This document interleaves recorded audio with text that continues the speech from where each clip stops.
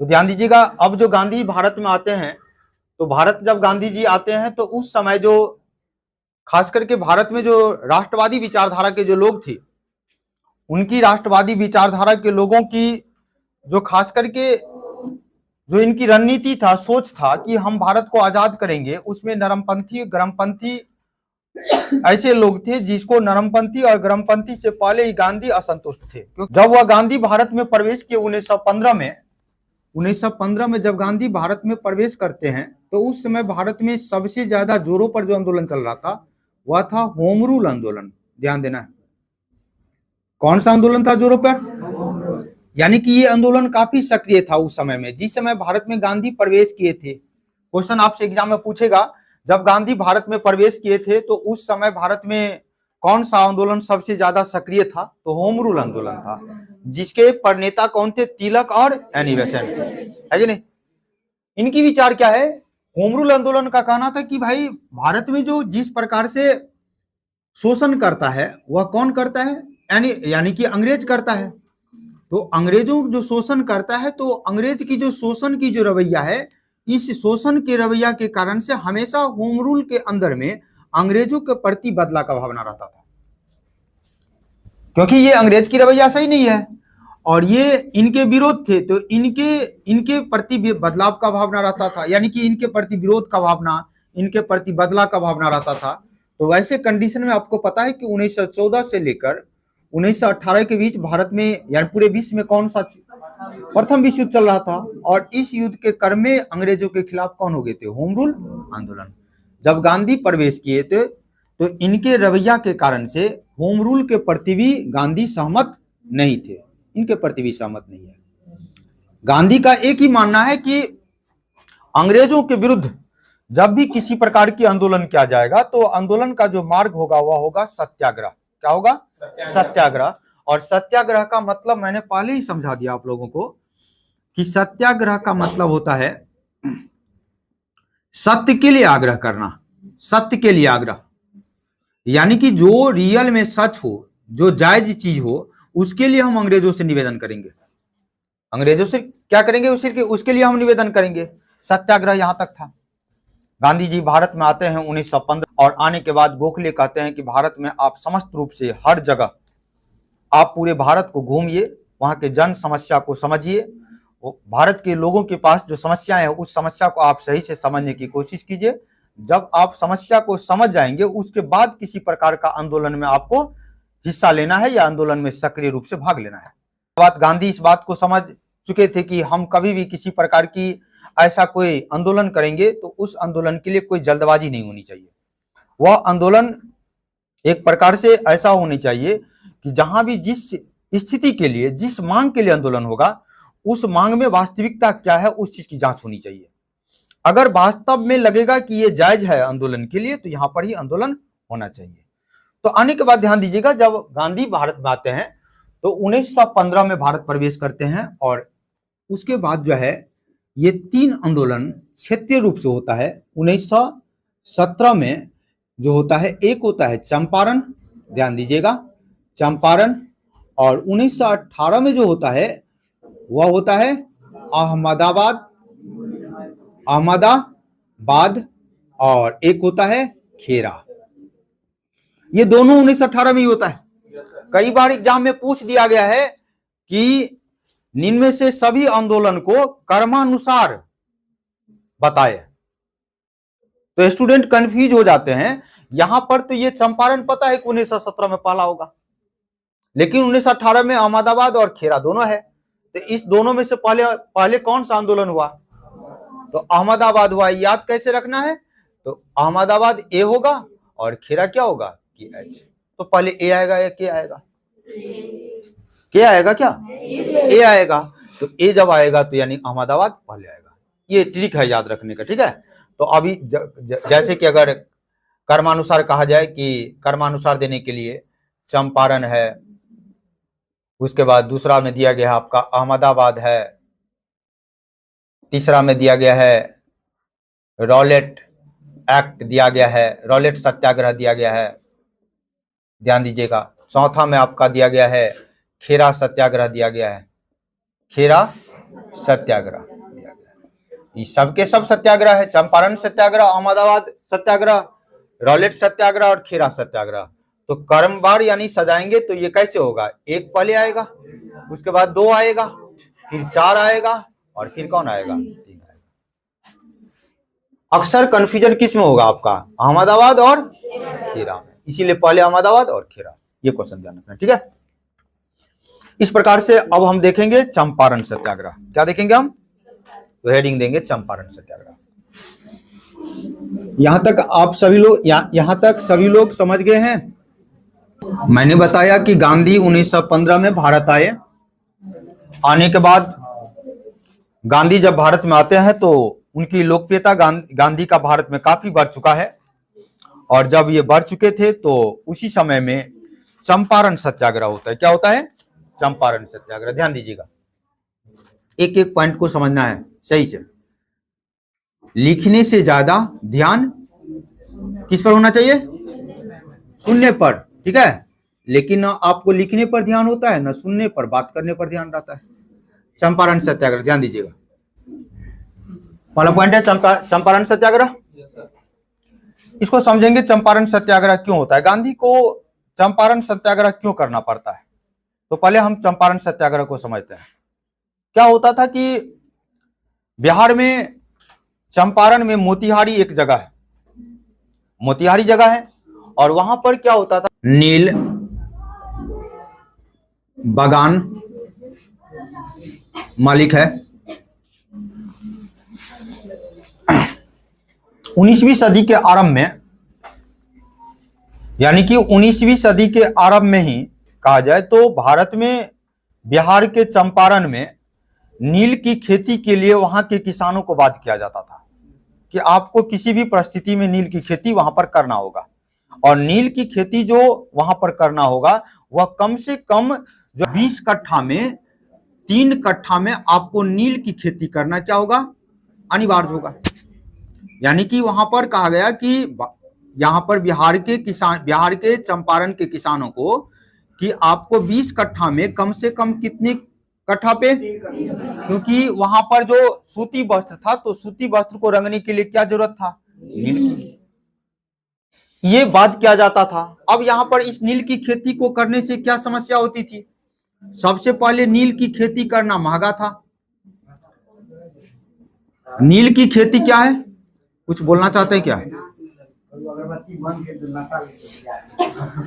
सदी के आरंभ में अंग्रेजी बागान मालिक जो है, अंग्रेजी नील बागान मालिक जो है एक अनुबंध कराया था, करार। ध्यान दीजिएगा, ये नील बागान मालिक जो है ये नील के खेती के लिए उसके साथ अनुबंध कराया। अनुबंध मतलब क्या होता है, एग्रीमेंट।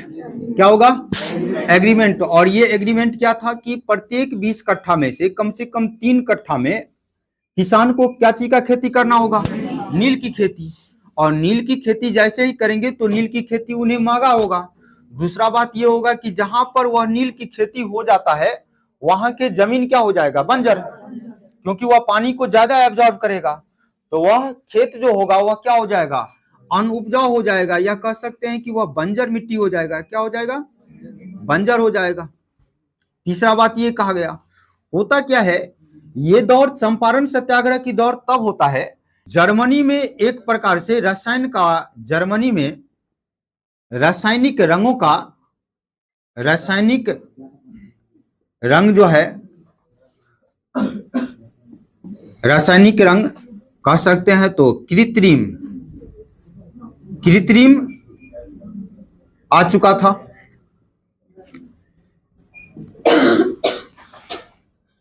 जर्मनी में रासायनिक रंग कृत्रिम आ चुका था। अब मान लीजिए कि जो पहले खेत से नील को खेती करके, और वहां पर किसान क्या करता था, उस नील को खेती करके नील को जो होता था नीचे में रख दिया जाता था फसल को, और उसको पैर से मथा जाता था ऐसी करके, और उस पैर से मथने के क्रम में उसे बीमारी हुई होता था। तो जो खास करके किसी इंसान के द्वारा, किसी व्यक्ति विशेष के द्वारा वह शारीरिक बल के माध्यम से रंग का उत्पादन किया जाता था, और वहां पर किसी प्रकार के ऐसा कृत्रिम मशीन के माध्यम से रंग का उत्पादन हो गया, तो तो मार्केट में इस नील का जो होगा मांग क्या हो जाएगा, कम होगा कि नहीं होगा? नहीं होगा। देखते होंगे आप ठंडियों में आप जो है कितने लोग जो है हाथ से जो है बुने हुए कपड़े को पहनते हैं। पहले अगर वह कंपनी से नहीं बनता था तो हाथ से बुने हुए सभी लोग पहनते थे। कंपनी से जब आने लगा बन के तो उसके बाद उसकी डिमांड कम हो गया, लोग बनाना क्या कर दिया, कम हो गया। तो वहां पर क्या हो गया कि दो चीज, अंग्रेजों को एक मजबूरन इस बात के लिए जरूरत पड़ गया कि अब तो किसी भी स्थिति में जब ये रंग आ चुका है तो नील की खेती को तो हमें बंद करना ही होगा। नील की खेती क्या होगा, यानी कि नील का डिमांड अभी नहीं लिखना है, मैं लिखा दूंगा आपको। नील की यानी नील के खेती को, या कह सकते हैं नील का डिमांड यहां पर गिर गया। नील का जब डिमांड गिर गया तो अंग्रेजों के द्वारा जो फैक्ट्री इस चंपारण में नील के खेती के लिए लगाया गया था, नील की खेती का जो फैक्ट्री वहां पर लगाया गया था, तो स्वाभाविक होगा कि इस फैक्ट्री का जो कीमत की भरपाई कौन करेगा। अंग्रेजों का मानना था अगर हम लगाए हैं और किसानों के लिए लगाए थे, किसान अब यहां पर नील की खेती बंद होगा तो अब इस फैक्ट्री जो बंद होगा तो हमें घाटा होगी, तो अब इसकी भरपाई कौन करेगा। तो अब ये जबरदस्ती चंपारण के किसानों पर यह बात थोपा गया कि जो भी व्यक्ति इस अनुबंध से मुक्ति चाहते हैं, इस एग्रीमेंट से अपने आप को मुक्ति चाहते हैं, तो आपको जो है क्या देना पड़ेगा, तो टैक्स देना पड़ेगा। क्या देना पड़ेगा, टैक्स। ध्यान देना है, यहां पर टैक्स लगा दिया गया। यहीं पर टैक्स के कारण से चंपारण सत्याग्रह शुरुआत होती है। तो पहला पॉइंट लिखिएगा आप लोग, सहयोगी में लिखिएगा।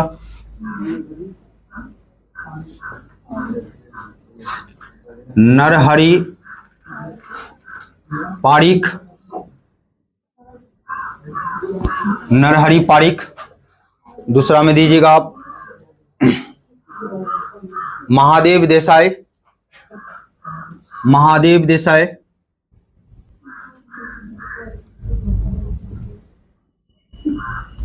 महादेव जेबी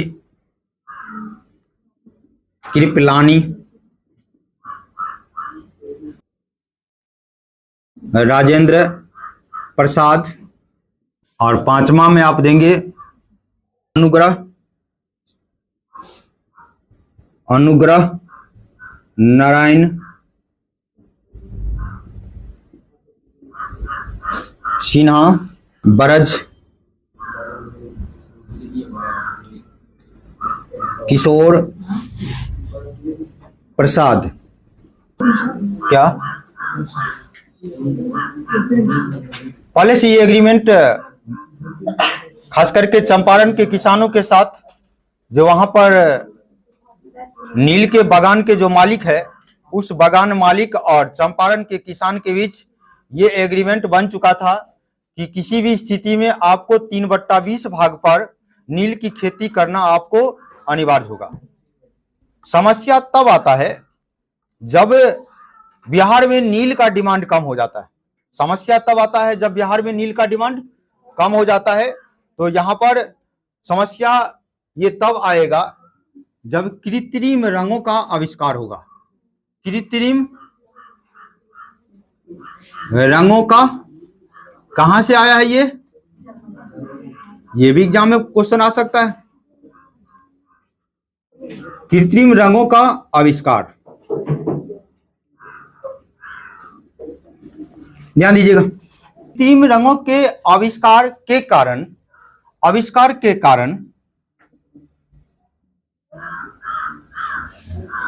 अंग्रेज नील बागान मालिक, बात नहीं करना है, क्यों बात कर रहे हैं आप लोग। अंग्रेज नील बागान मालिक भी नील की खेती बंद करना चाहते थे या बंद करना चाहता था।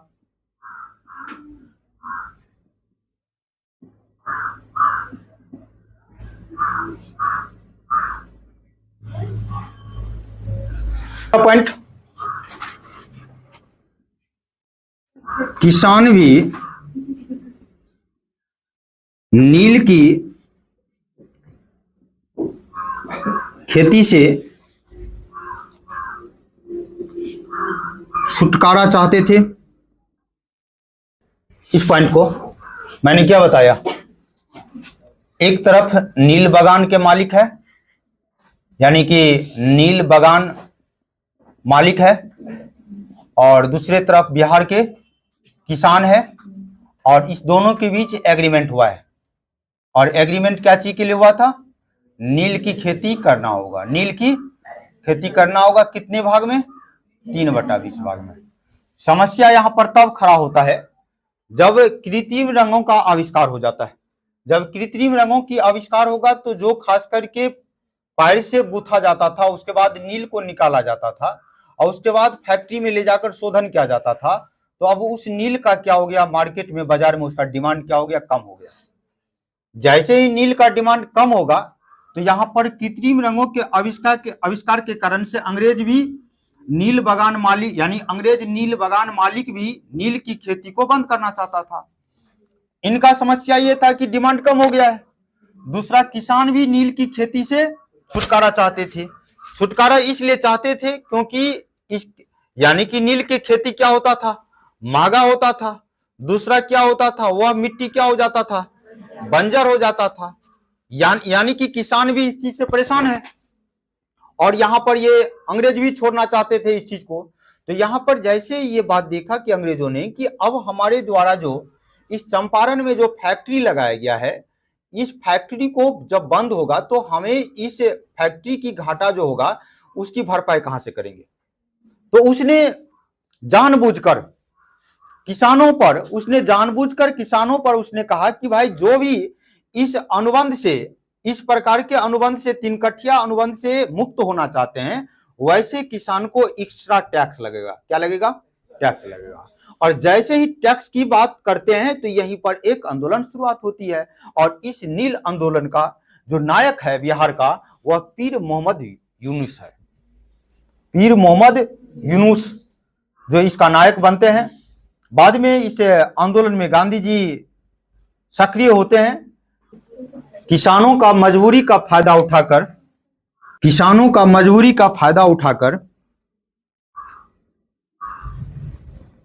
अनुबंध से मुक्त होने वाले किसानों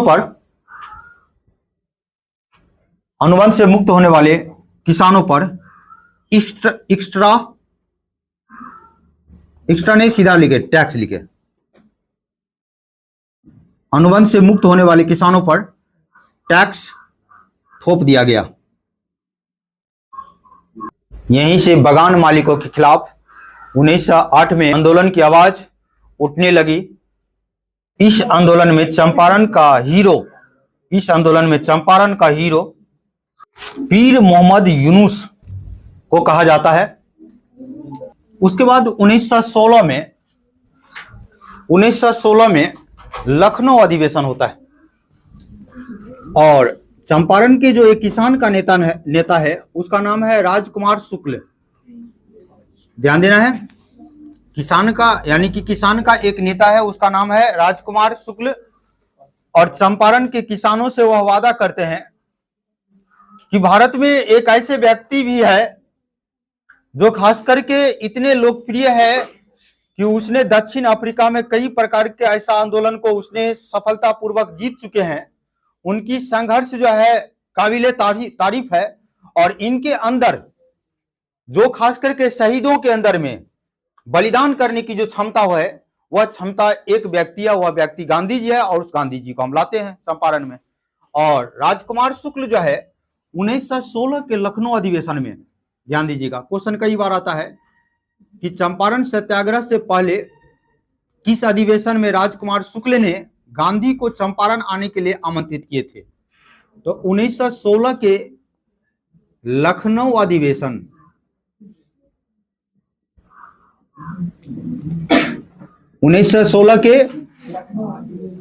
अधिवेशन में राजकुमार शुक्ल के द्वारा, पॉइंट नोट कीजिएगा, राजकुमार शुक्ल के द्वारा चंपारण आने के लिए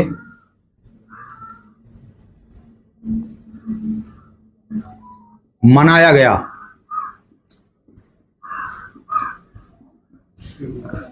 यानी कि राजकुमार शुक्ल गांधी को जो है उसने कहा कि जब तक आप चंपारण नहीं जाएंगे तब तक आपको हम पीछा छोड़ेंगे ही नहीं और आपको चलना ही होगा।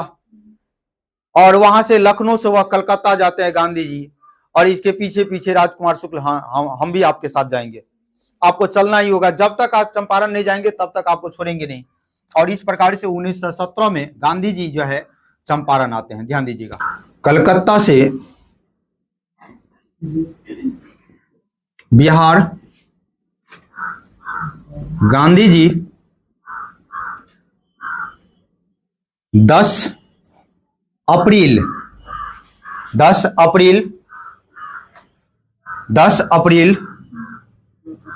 1917 को चंपारण पहुंचा।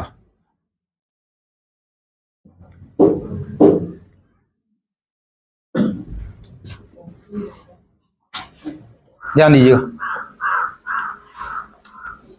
कई बार ये क्वेश्चन पूछा गया है कि किनके द्वारा गांधी को चंपारण आने के लिए निमंत्रण दिया गया था या मनाया गया था? राजकुमार शुक्ल। किस अधिवेशन में? लखनऊ अधिवेशन में। और वह चंपारण से यानी कि वह लखनऊ से कलकत्ता गए और कलकत्ता से फिर उसको बिहार 1917 में लाया गया।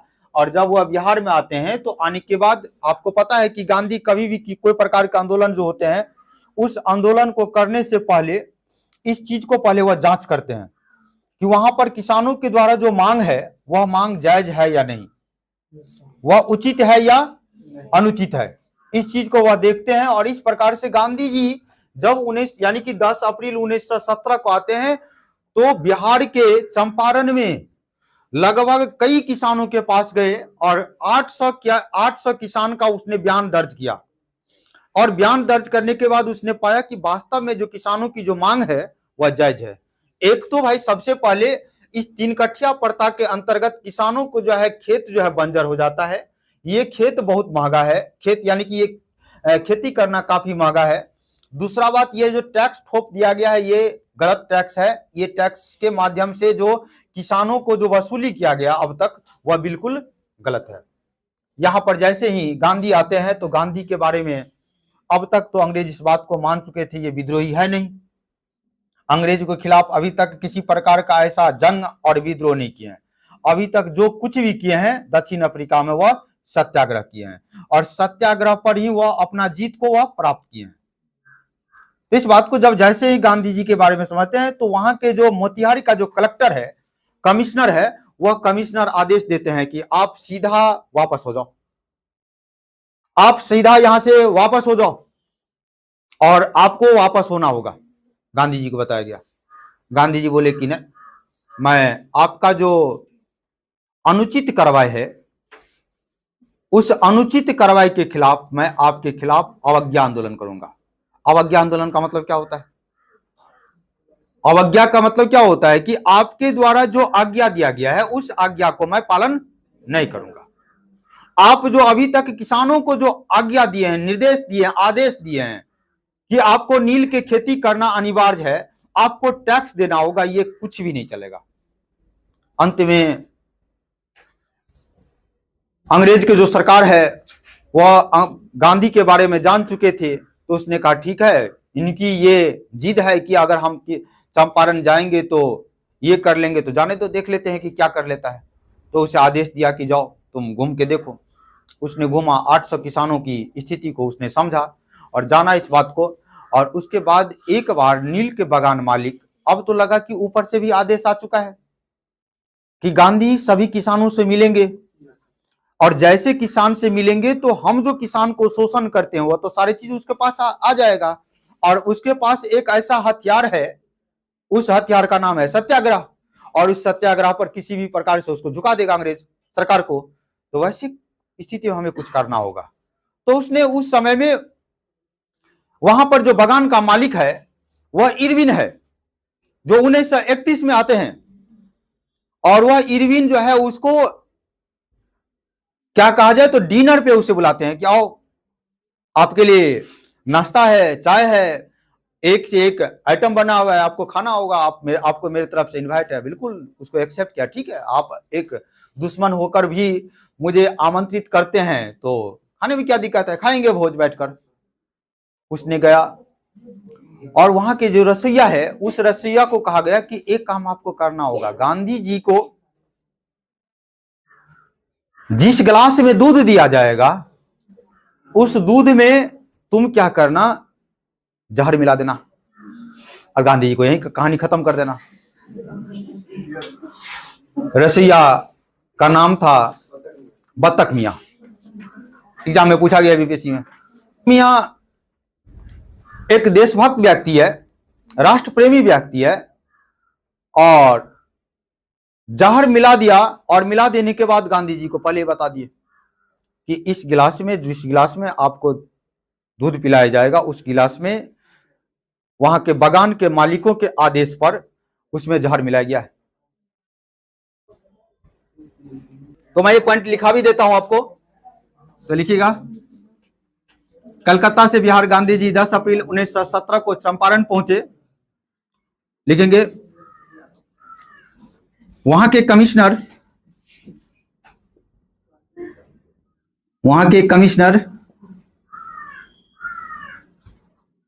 फिल्म में आप लोग नहीं देखते हैं, टेबल पे रहता है, इधर से इधर कर देता है, देखते हैं कि नहीं?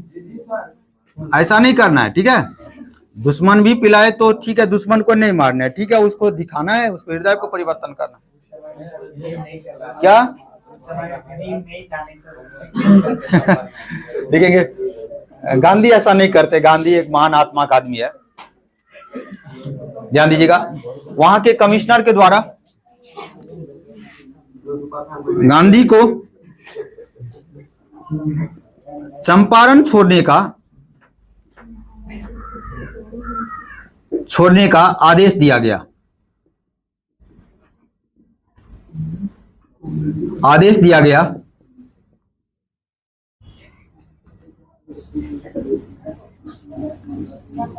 लेकिन गांधी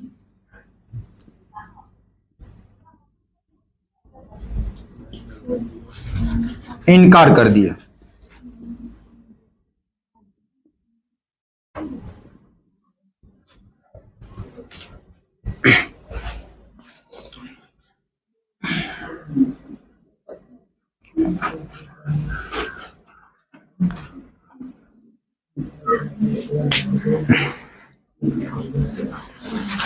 लिखेंगे अगला पॉइंट, नील प्लांटेशन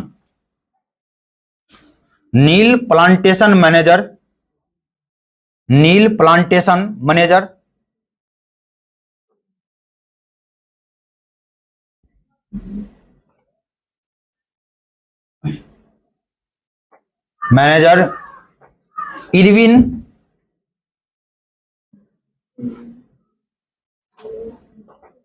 नील प्लांटेशन मैनेजर इरविन ने गांधी को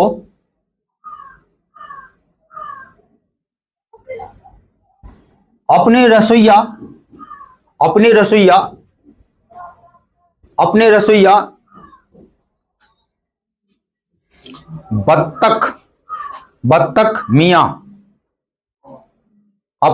बत्तख मियां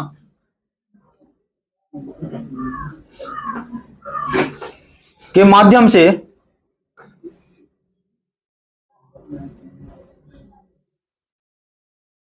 दूध में जहर देकर, क्वेश्चन पूछा गया है, दूध में जहर देकर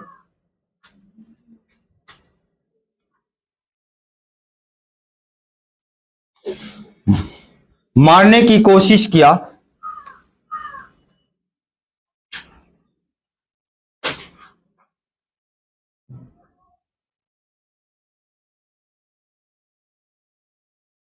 लेकिन उनका प्रयास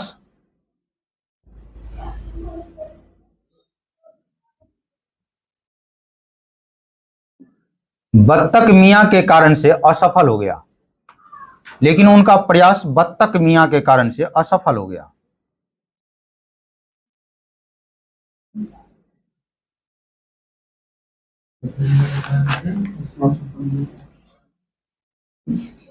असफल हो गया।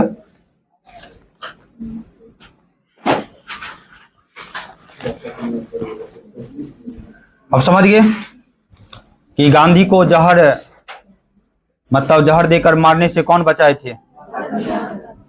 कौन बचाए थे? बत्तख मियां। और उसके बाद जो है ध्यान दीजिएगा, लिखिएगा अगला पॉइंट।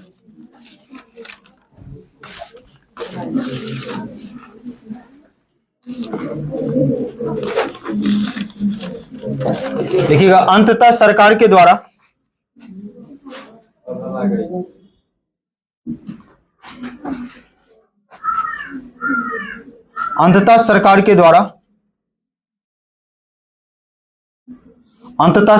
द्वारा नील के किसानों पर हो रहे अत्याचार के लिए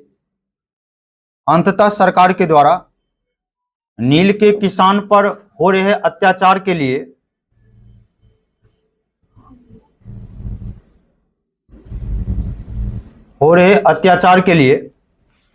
एक जांच समिति बनाई गई। एक जांच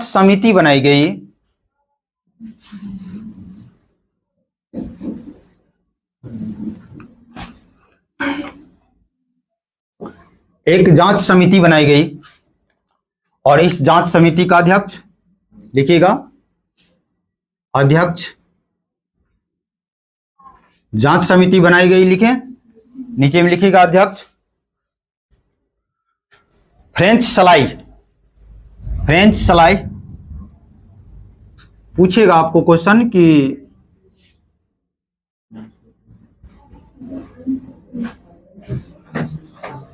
फ्रेंच सलाई, क्वेश्चन आपको पूछेगा कि नील किसानों पर जो अत्याचार हो रहा था, उस अत्याचार के लिए जो जांच कमेटी बना था, उस जांच कमेटी का अध्यक्ष का नाम क्या था? फ्रेंच सलाई। और इसके सदस्य में गांधी थे। सदस्य में गांधी जी भी थे। क्या अभी तक मैं कहीं पर महात्मा गांधी बोल रहा हूं? अभी तक सिर्फ गांधी ही बोल रहा हूं। इस चंपारण सत्याग्रह के बाद इसका नाम जब भी हम बोलेंगे तो महात्मा गांधी बोलेंगे, ध्यान दीजिएगा। अभी तक सिर्फ इसका नाम है सिर्फ गांधी, ठीक है, तो ध्यान दीजिएगा।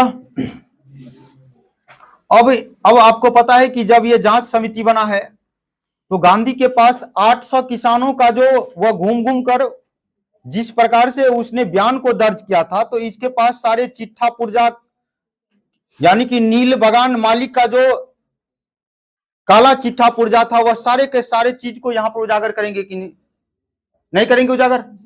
और जैसे यहां पर उजागर करेंगे तो निश्चित रूप से इस जांच कमेटी को इस बात के लिए मानने के लिए तैयार कर देगा कि यहां पर जो किसानों के साथ जो नील की खेती हो रही है, वह नील की खेती जो है बिल्कुल ये अवैध है, ये होनी नहीं चाहिए। तो इस जांच कमेटी के रिपोर्ट के आधार पर ध्यान दीजिएगा, नील के खेती को बंद कर दिया गया। नील की खेती बंद कर दिया गया, अब नील की खेती होगा नहीं। और कहा गया जो अब तक टैक्स लिया गया था, जो भी किसान नील के अनुबंध से मुक्त होना चाहते थे और मुक्त यानी कि उस अनुबंध के मुक्ति के बाद जिस किसान से वह टैक्स अब तक वसूला गया था, उस लगान का कम से कम किसी भी स्थिति में आपको 25% देना ही होगा। ध्यान दीजिएगा, हमने क्या बताया? क्वेश्चन सुनिएगा। हमने बताया कि यहां तक मैंने बताया था कि अनुबंध से जो किसान मुक्त होना चाहते थे उस पर टैक्स थोप दिया गया। अब तक जितना भी किसान से टैक्स वसूला गया था, उसने कहा कि अब तक आपने जितना भी किसानों से टैक्स वसूल किया, उस टैक्स का 25% आप इस किसान को वापस कर दें। कहा इसका अंग्रेज यानी कि गांधी जी का यहां पर बहुत विरोध हुआ कि आपने जो 25% वापसी लिया है, वहां पर किसान से जितना टैक्स वसूला गया उतना क्यों नहीं आपने वापस लिया? 100% का 100% वापस लेते। अगर किसान से 100 रुपया अगर ये अनुचित तरीका से टैक्स वसूल किया है तो आप 100 रुपया इनसे वापस ले लेते। और उस समय भारत की स्थिति ऐसा था नहीं कि अंग्रेजों के गला दबाकर जो मन होगा वह कर लेंगे। आप बोला ठीक है 25% ले लेते हैं, कम से कम बगान मालिक का जो 25% ले लेंगे तो उसको क्या होगा, शर्मिंदा महसूस होगा, बेइज्जती होगा कि उसने शोषण किया। और एक भारत के नेता आया 50 वर्ष के, और उसने आते ही वहां पर नील के जो बगान का जो मालिक है उस बगान मालिक को झुका दिया और उसे 50% जो जबरन वसूला गया था, यानी 100%, उसमें से 25% उसे ले लिया गया। तो कहीं ना कहीं इनके जो होगा क्या होगा, शर्मिंदा महसूस होगा, यानी कि ये लज्जा भाव को स्वीकार करेंगे। तो ध्यान दीजिएगा, यहां पर लिखेंगे अगला पॉइंट, अब तक वसूले गए टैक्स का 25% वापस लिया गया।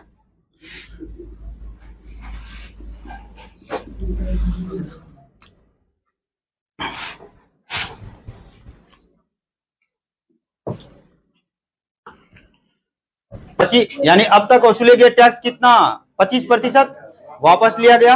और यहीं पर ध्यान दीजिएगा, इसी आंदोलन की सफलता के बाद गांधी के द्वारा भारत में यह पहला आंदोलन है जो सफल रहा है। गांधी के द्वारा पहली बार आंदोलन किया गया और वह भी आंदोलन सफल रहा। तो गांधी का भारत में पहला सत्याग्रह चंपारण सत्याग्रह है। और इसी सफलता के कारण से रविंद्रनाथ टैगोर ने इस गांधी को कहा गया ये महान आत्मा के व्यक्ति, ये महात्मा है। जिस समय में तोप की बात होती है, जिस समय में बंदूक की बात होती है, जिस समय में गोली की बात होती है, जिस समय में होम रूल होता है, ध्यान दीजिएगा, जिस समय में क्रांतिकारी आतंकवादी ये सभी लोग ऊपर उठ चुके हैं, उस समय में गांधी आकर वह कहते हैं कि अंग्रेजों के सामने सत्याग्रह करेंगे और सत्याग्रह अहिंसा की स्थिति पर करेंगे और इसे मजबूर कर देंगे। इसीलिए कहा गया ये महान आत्मा है। तो लिखेंगे पॉइंट यहां पर, गांधी के द्वारा भारत में पहला सत्याग्रह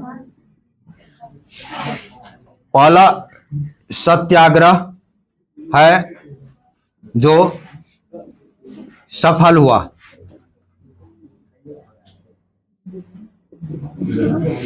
जो सफल है,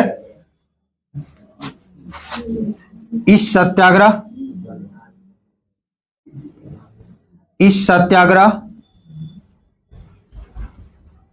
के पश्चात रविंद्रनाथ टैगोर, R.N. टैगोर द्वारा महात्मा का उपाधि दिया गया।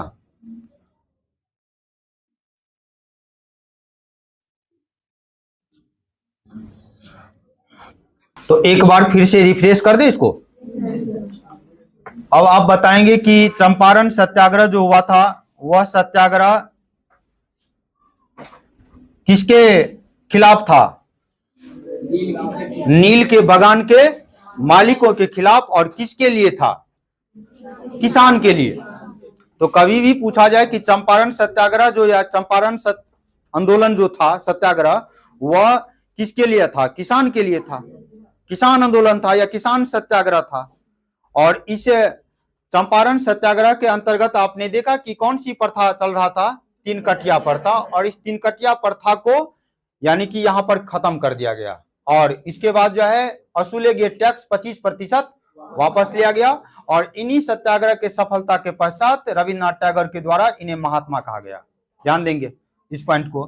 बाकी पॉइंट आप देखें, कृत्रिम रंगों का आविष्कार के कारण अंग्रेजों ने नील के बगान मालिक भी नील की खेती बंद करना चाहते थे और किसान भी नील की खेती से छुटकारा चाहते थे। क्यों चाहते थे ये सब मैं बता दिया। अब देखेंगे जब गांधी चंपारण आए हैं तो आने के बाद गांधी इस बात को देखते हैं कि भारत में खास करके उसने जब बिहार में चंपारण में आया तो उसने इस चीज को देखा कि किसानों के साथ मूल समस्या क्या यही है कि चंपारण में अगर हम 3 कट्ठिया प्रथा को खत्म कर दिए तो किसान की जो स्थिति है, क्या उस स्थिति में सुधार हो जाएगा? तो उसने देखा कि किसानों की मूल समस्या क्या है। अब तक जो किसानों पर जिस प्रकार से यह अनुबंध को थोपा जाता था, इस अनुबंध को थोपे जाने का कारण है कि ये किसान शिक्षित नहीं है, यानी कि ये एजुकेटेड नहीं है, ये पढ़े लिखे लोग नहीं है। और जब ये पढ़े लिखे नहीं होने के कारण से ये व्यक्ति विरोध इस अंग्रेज को नहीं कर पाते हैं कि कैसे विरोध करेंगे, इसका कैसे खिलाफ हम जाएंगे, उसको रास्ता पता नहीं है। तो उसने वहां के बिहार में पहली बार राष्ट्रीय स्तर पर वहां के बच्चों के लिए शिक्षा के लिए वहां पर जो है स्कूल खोला जाता है। तो वहां पर 2-3 चीज देखा बिहार में। एक चीज यहां पर यह देखा कि यहां पर शिक्षा का स्थिति बदहाल है। अभी भी देखते हैं बिहार में जितनी भी सरकार बनता है, सबसे ज्यादा स्थिति किसका खराब होता है? शिक्षा का। कोई भी शिक्षा पर पूर्ण रूप से फोकस नहीं करते हैं। खास करके जनता के द्वारा शिक्षा लिया जाता है, यानी कि जनता का शिक्षा का अभाव है। अगर कोई जनता यहां पर शिक्षा, ऐसा नहीं कि समझेंगे कि अगर शिक्षा किसी समाज में, किसी परिवार में शिक्षा नहीं है तो उस परिवार का या समाज का दोष देंगे। वहां पर अवेयर होना चाहिए सरकार के द्वारा, किसी संगठन के द्वारा, किसी शिक्षित व्यक्ति के द्वारा अवेयर करना चाहिए कि व्यक्ति को शिक्षा वहां पर लेना चाहिए, क्यों जरूरी है, उसके बाद ही वह शिक्षा प्राप्त होगा।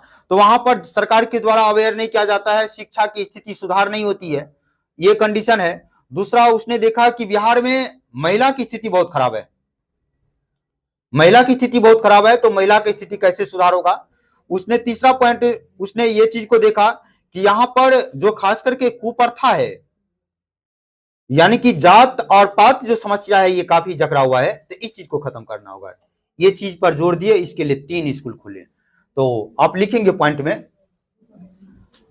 लिखेंगे गांधी के द्वारा सत्याग्रह के बाद, गांधी के द्वारा इस सत्याग्रह के बाद, गांधी के द्वारा इस सत्याग्रह के बाद मूल समस्या को विश्लेषण किया गया, मूल समस्या को विश्लेषण किया गया। और उसने बताया एजुकेशन सिस्टम, और उसने बताया एजुकेशन सिस्टम ही, और उसने बताया कि एजुकेशन सिस्टम ही देश में आर्थिक समानता,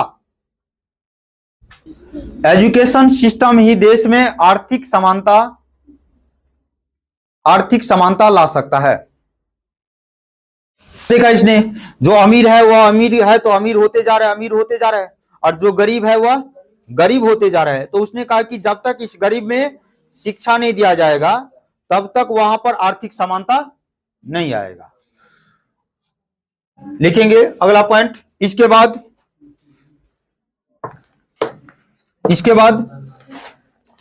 उसने स्कूल खोला। पहला में देंगे बरहवा लखन सेन,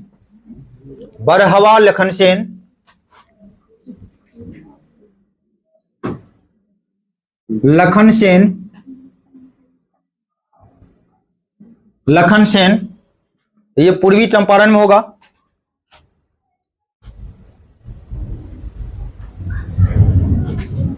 बरहवा लखन सेन, ब्रैकेट में लिख लिए पूर्वी चंपारण।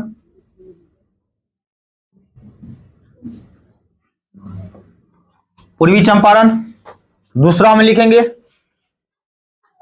भीतिहरवा स्कूल,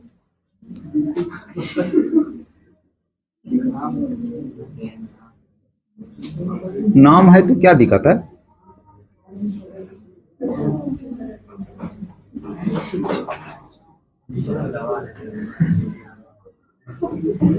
भीतिहरवा स्कूल, और ये पश्चिम चंपारण में पड़ता है,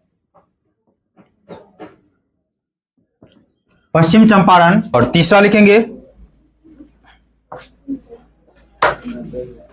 मधुबन स्कूल,